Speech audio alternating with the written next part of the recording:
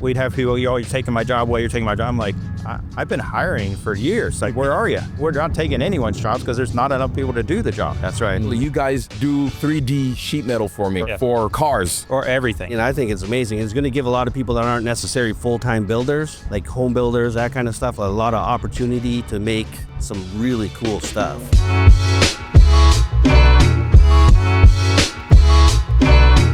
Welcome back to another episode of Modified with Trickfactory Customs. If this is your first time watching or listening, my name is Elvis. Tim? Rob. I'm Tom. Yes. And if you guys do not know Tom, we have him on because we have utilized you guys' services before. And a lot of people were asking so many questions of how does this work?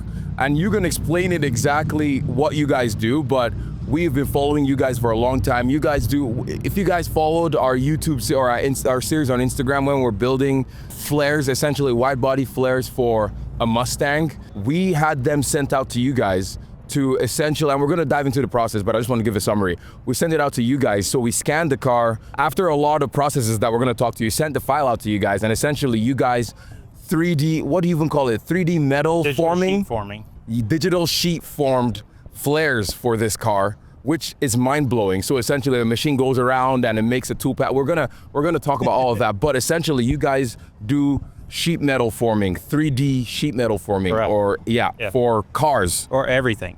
We do it for the space companies, we do it for plane companies, art projects, I mean, a lot of car stuff, but it's train companies.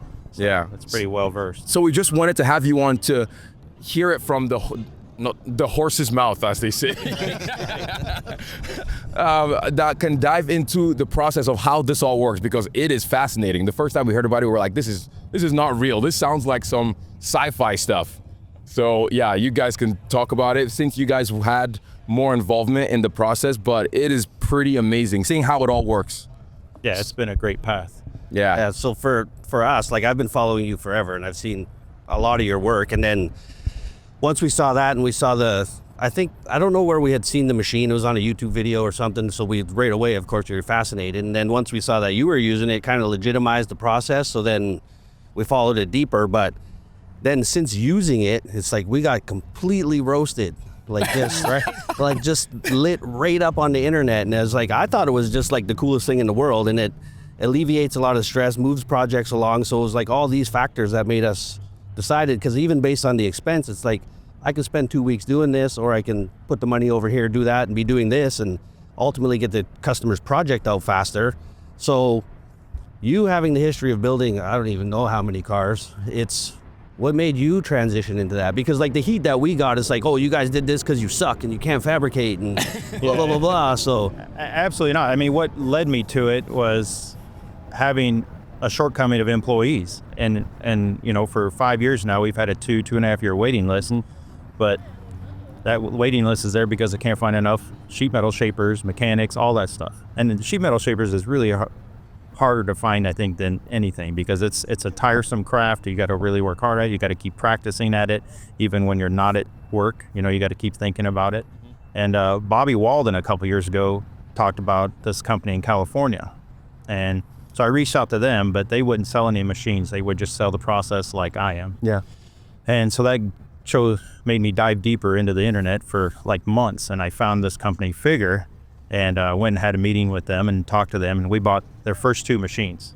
Wow, in the country? In the world. In the world? Yeah. Oh my goodness. So, and there's 5 now.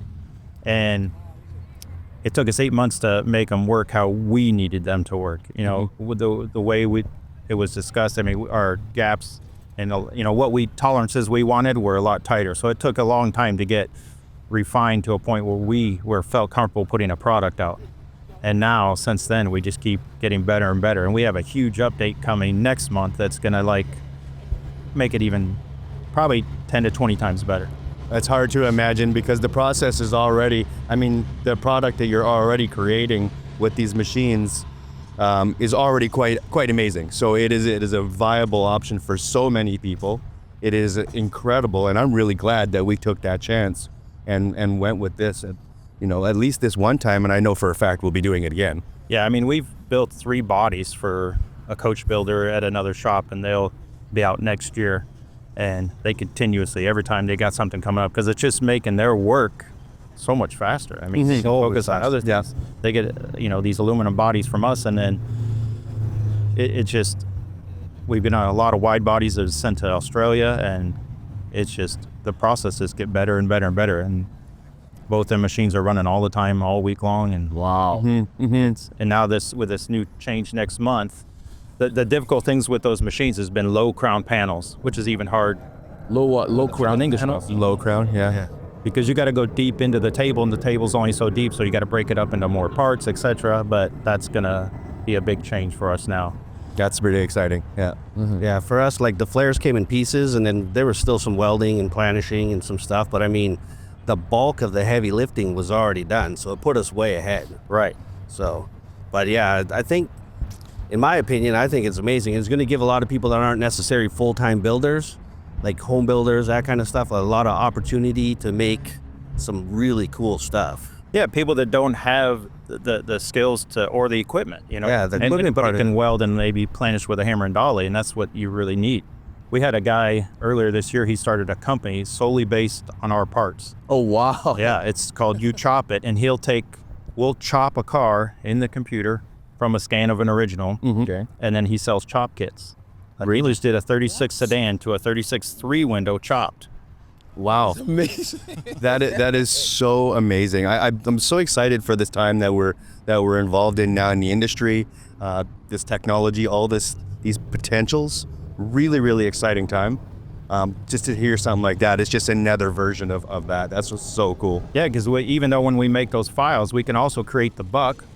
So we send them the file, they send it to a guy that's a wood router or whatever, they get the buck cut out. Now they got a gauge to fit things. Yeah. And it's way more affordable than them trying to do all that stuff themselves. Yeah, no doubt. Yeah. So how does, for a layman, like just explain to us how the process works, because there's a lot of steps. It's not just you scan a fender and send it out to you guys to essentially print or whatever to 3D metal form. So there's a couple. You can start from just a CAD drawing itself and not scan anything. And then you develop a zero thickness surface model, which is an STL file. Send that to us. We look at it and we tell you if it's going to be one piece, two piece, three pieces. And then before you even start anything, let you know. Or you can make something out of foam and fiberglass and Bondo and scan it. You can scan it and make it a surface model. You can send us the scan, we'll make it a surface model. Okay. And then go from there. So there's a lot of options. Even like we're working on a Scout right now. We just scanned the fender. We took that factory body line and just brought it out 2.5 inches, and then created the nice transition back into it, and then made 4 fenders. That's so cool. That's so Yeah, cool. the process that we chose is we did it with 2-part foam, shaped it, surfaced it with Bondo, let the customer see it in real life, essentially, and then scanned it, surfaced it, and sent it to you guys, and it worked out perfectly. Right. Because like a lot of our customers struggle with the visualizing it. Yep. So we've had, like in the past, we've done wireframe, then we transitioned to 2-part foam so that we could sculpt it so they could see it. Like, this is what you're gonna get, so I hope you're happy with it. Because like the modeling part of it is pretty new. It's nice for smaller pieces because like that's what it's gonna look like. That's what you're getting. So it's been great, but for this, And in the future, depending on where your CAD skills get to, you could not do any of that foam work, do it all, scan it, Yep, and bring that visually. fender out. Yeah. Even if you guys can't do, you can send us some. We use Tavis Highlander, and he takes all of our stuff and creates a digital rendering of it, so then it looks realistic. it's so crazy now. So then you again save all that time of that, sanding and fitting and all. We just did a project with Ash Thorpe, and they rendered the whole car, surfaced it, and then we printed the body, like the panels, to make molds to pull carbon pieces, and it was incredibly accurate. Like, it was so cool. Yeah. And it comes together so quickly, so it keeps momentum going where you're not just toiling away for days and days and days. So, yeah, it's a pretty cool process. Yeah, we have a big project that we just started on last month, but the whole car, all the panels will be made on the machine. Oh my God. Every bit of it. Yeah, we have a customer at home that's just chomping at the bit to get going on his Delahaye.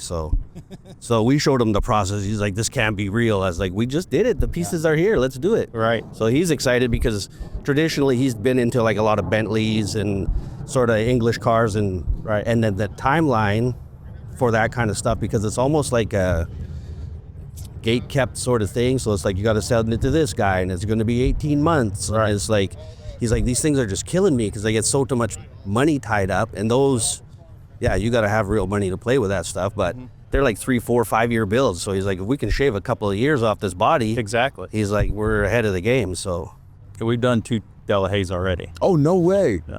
Oh, that's amazing. yeah, I mentioned that to him, so he's pretty excited. So I was like, yeah, we're gonna have him on the podcast because I need to know more about it. But yeah, he's pumped about it. So I'm looking forward to doing And it. fortunately, those guys knew, so they created all the files, and they have all their own bucks and all that stuff. So So these are full body Delahaye's? Yeah, this one's like the sort of pontoon fendered race car, so it should be a little bit easier. Yep. So we're looking forward to getting now with these updates that we're making, we'll have fewer panels and then be able to do more stuff, which is going to be really nice. Yeah.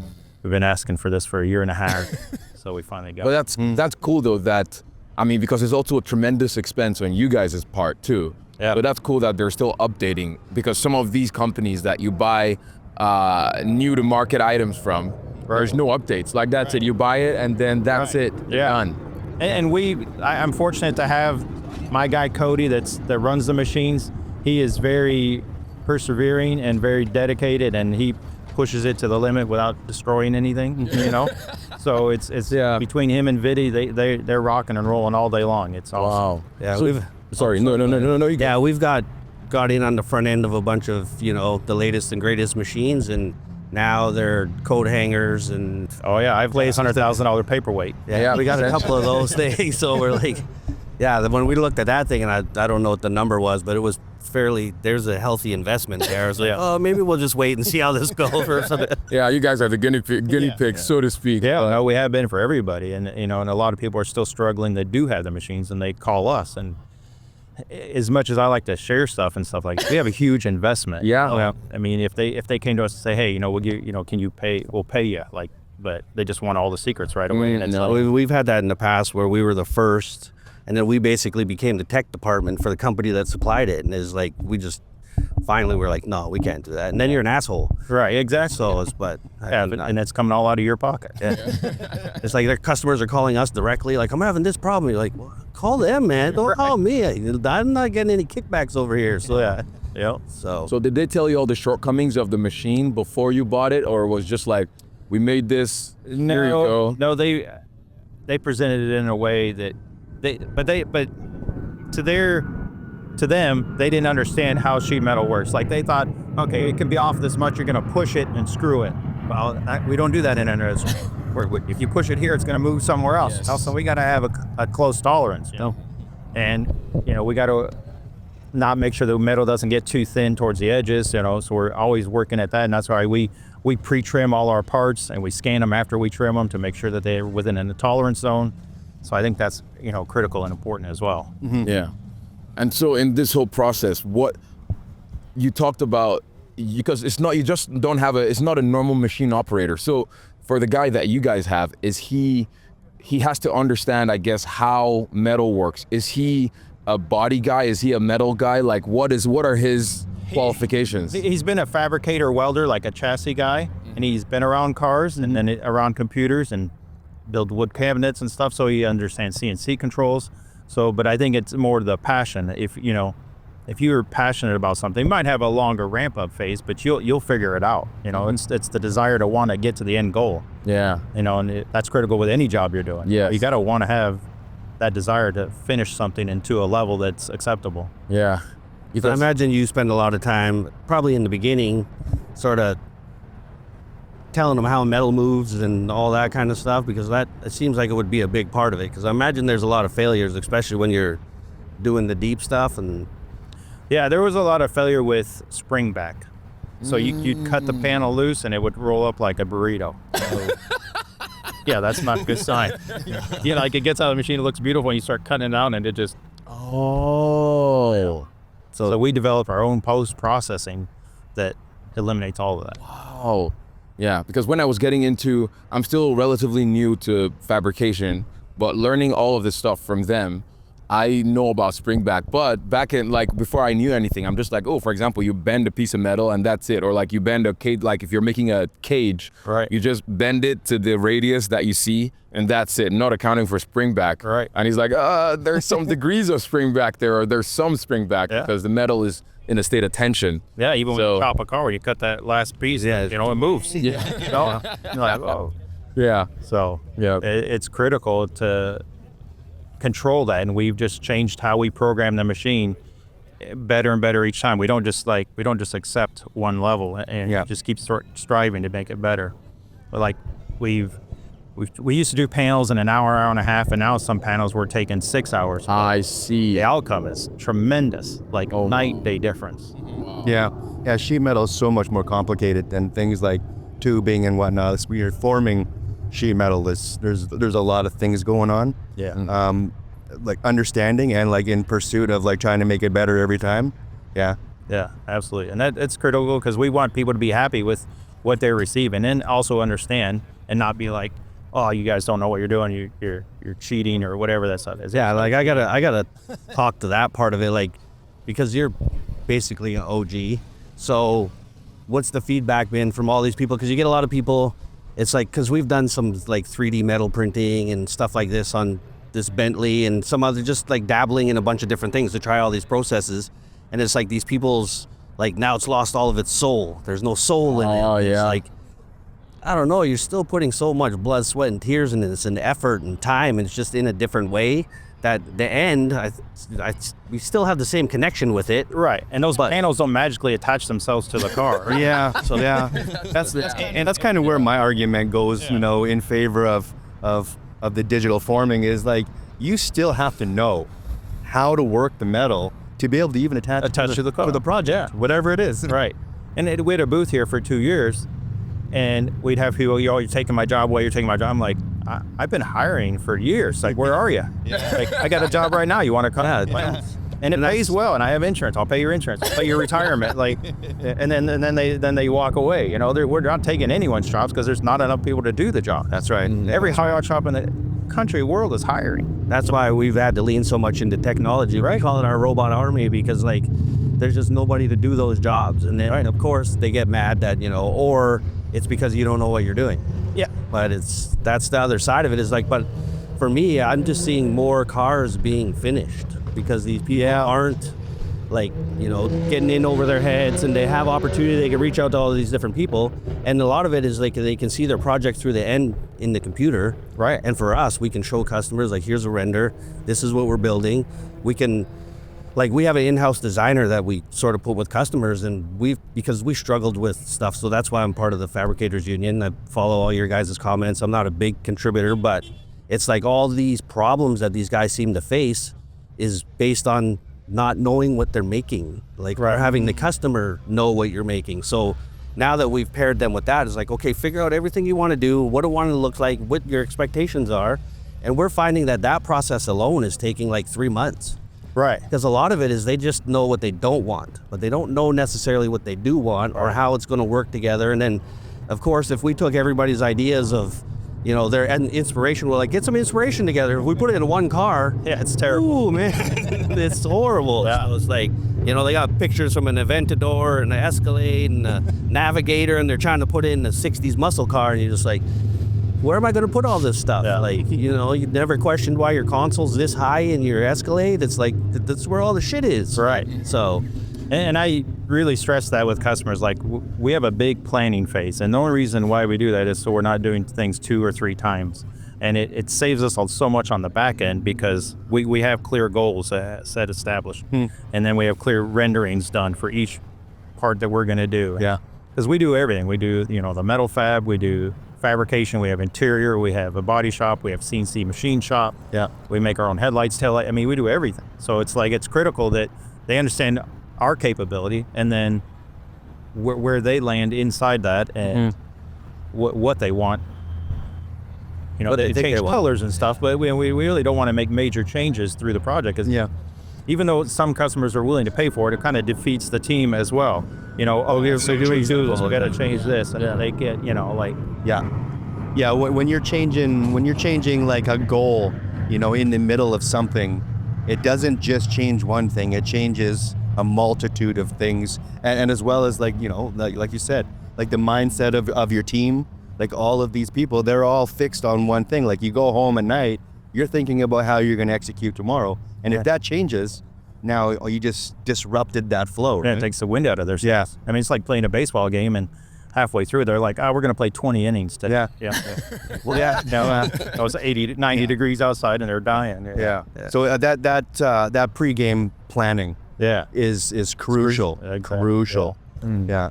So we're working our way through that because like the expense of it, it's like you try to explain to them how much they're going to save on the back end by doing this in the front end. Right. And it's like, you're like, what is this guy costing? You're like, no, he's not costing you anything. He's saving you all this money at the back end of it. Plus, if he's good enough, you'll have a really good understanding of what this is going to look like. Right. And you may have to accept that your idea wasn't great. Right. Because like even the designer would come to me, he's like, buddy, what this guy wants, it's hell. Yeah, it's I was like, you just got to show it. You have to show it to him. And then it's like, what do you think? I was like, I think that's ugly as hell. Yeah. And then they'll be like, oh, okay. And then there's like a middle ground, but it takes a bit to get there. But when you're making it, we found that like the customer doesn't want to pay for what they don't like. And it's like, I still did all the work. Right. You got to, and then the relationship starts to deteriorate. So like all the technology side of it's made a huge difference in our shop. Yeah. So. Well, I mean, I think it's critical to success in these times, you know. There's fewer and fewer good schools. McPherson's like the best thing out there, you know, right now that's putting out great students. I have one now, and hopefully to keep getting people from there because he's turned out amazing. He interned one summer, then he's back this year full time. So I'm really happy about that, but that's one guy, you know. I need way more than that. Yeah, no kidding. And I feel like this industry is and like all this emerging technology and like the way people are approaching things nowadays kind of makes me feel hopeful for the future of our industry and cars in general. You know, from pre-war cars that now you can create anything for that you couldn't get before, to any kind of creative, you know, custom anything you want you can make now, and it's blows my mind. It makes me really happy for where we're going. Because you like just with the digital sheet forming, this guy that we're doing the chop stuff for, we're also making like 36 Ford fenders for him because you can't buy them. And then like on some cars, like 32 Fords, if you want a little piece of the back quarter panel, you got to buy the quarter panel.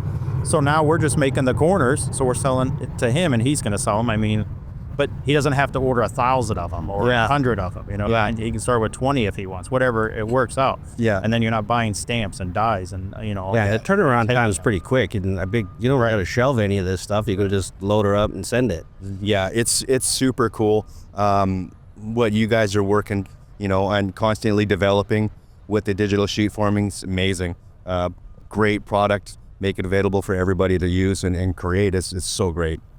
Yeah, we've been very fortunate, and we've had a lot of like even home builders. We're sending stuff out to them and changing their world because they didn't think they could ever do that before. You know, that's the part that I think is the coolest. Getting those kind of projects, because there's, I don't know, like you have sort of one side that's reasonable, and the other side is like you hear some of these numbers and timelines, and you're just like, what? So it just discourages so many of these people, and so many projects die. Right. So it's like. And even some of the stuff, like we'll finish some stuff that people have done, like every once in a while we'll take something in like that. So we're seeing more people having success and getting stuff done, which is pretty cool. And I think it has a lot to do with all these different processes now. Yeah.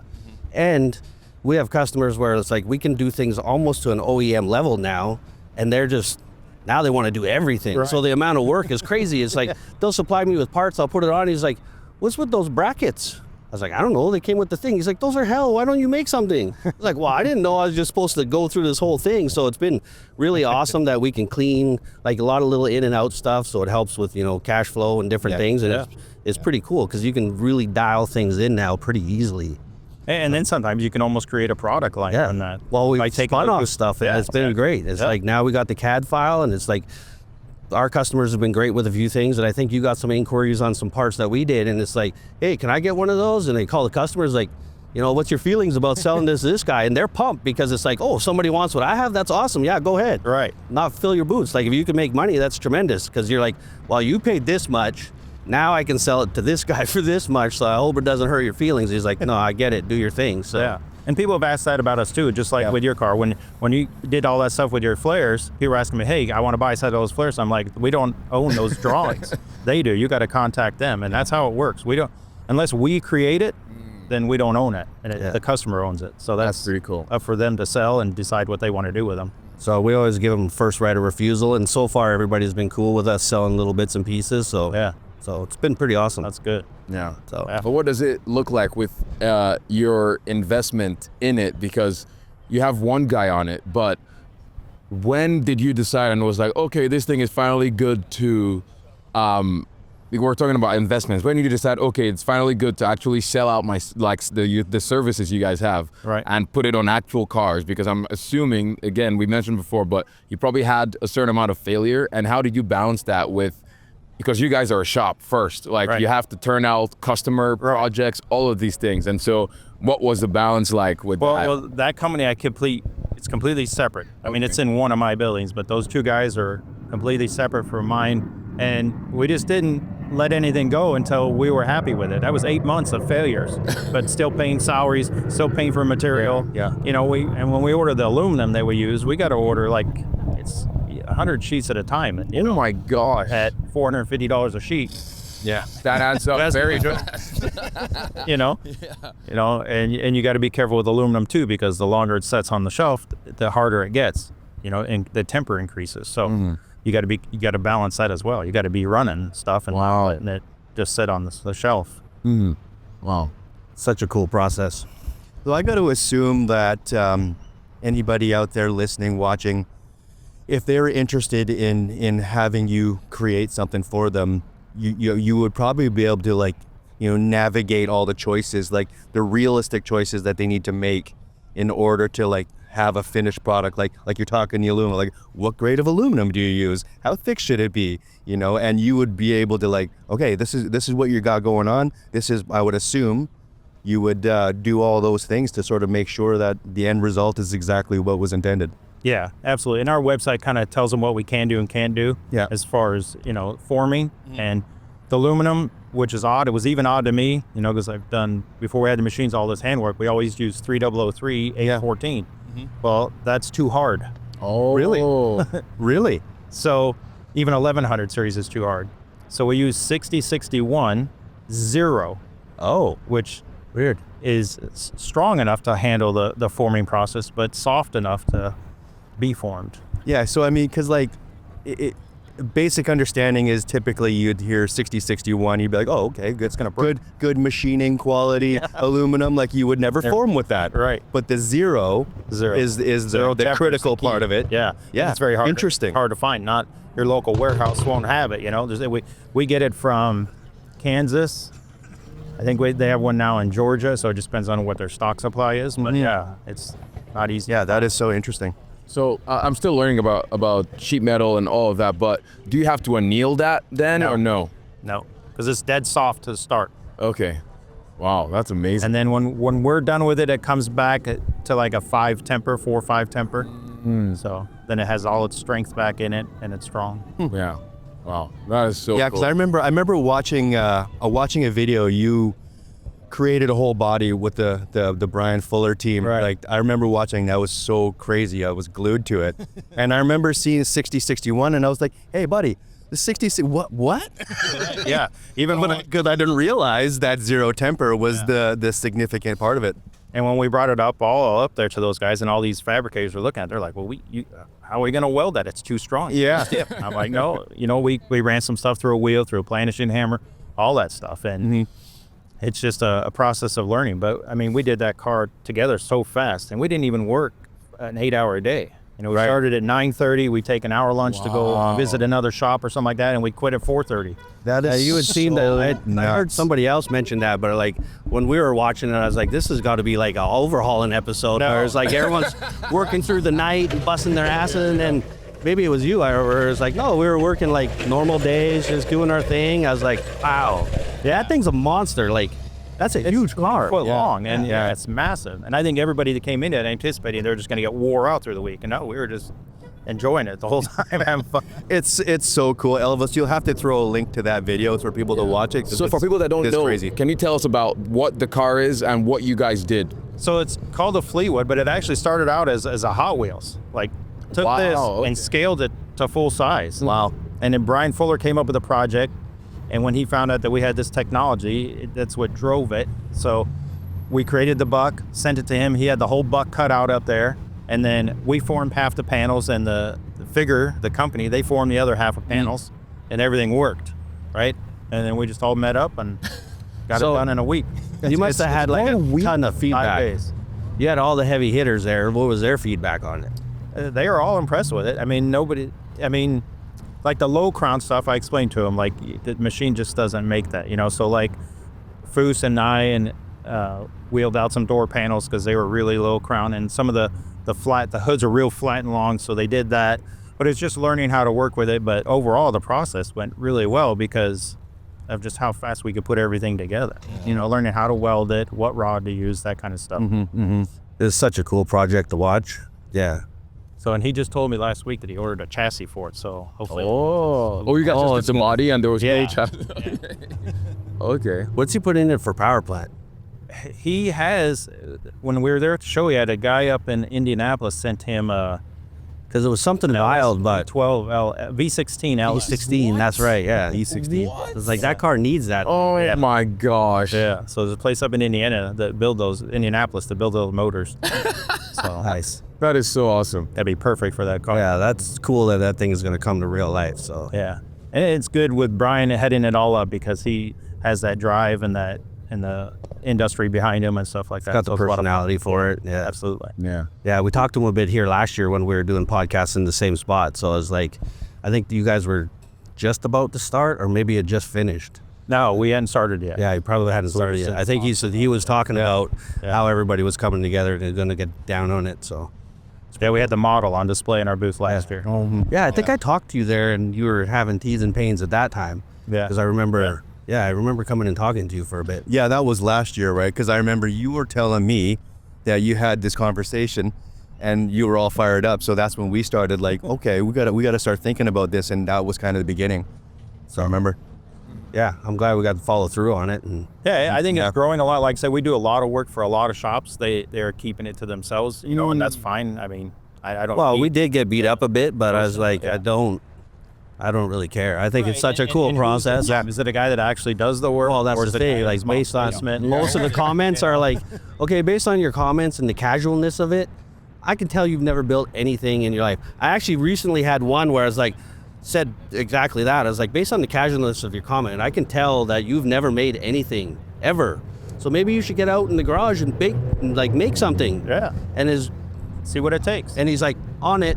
And that was the end of it. Yeah. I was like, No follow-up. hey, you sucked all the life out of my battle here. Because usually you go to war. It's like, I made this, I made that. Well, put some pics up. Yeah, And so we're waiting for the follow-up. Yeah, it never goes anywhere. Where this guy's like, okay, fair enough, I'm on it. And I was like, cool. Yeah. So that was the first one in probably 3 years because every once in a while I'll dip in there and cause havoc. So- Yeah. But why don't you start posting receipts? Because it'll be like, you're a fucking idiot. You don't know what you're talking about. It's like, this cost this, this cost this, this cost this, this cost this. And they're like, oh. Yeah. And then there'll be like a week in, a guy will be like, yeah, he's right. I did the same thing. Yeah. So, Yeah. but yeah, it's fun out there sometimes. Oh, yeah. That's why I love watching your comments in the forum, because it's like, it's just so blunt and truthful.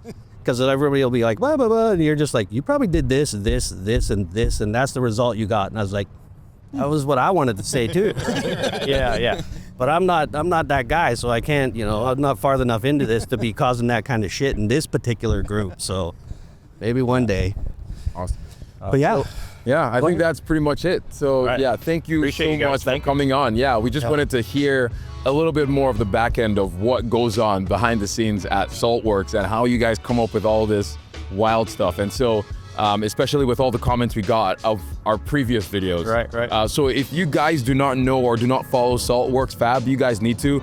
They post a lot of stuff on Instagram, on their YouTube channel.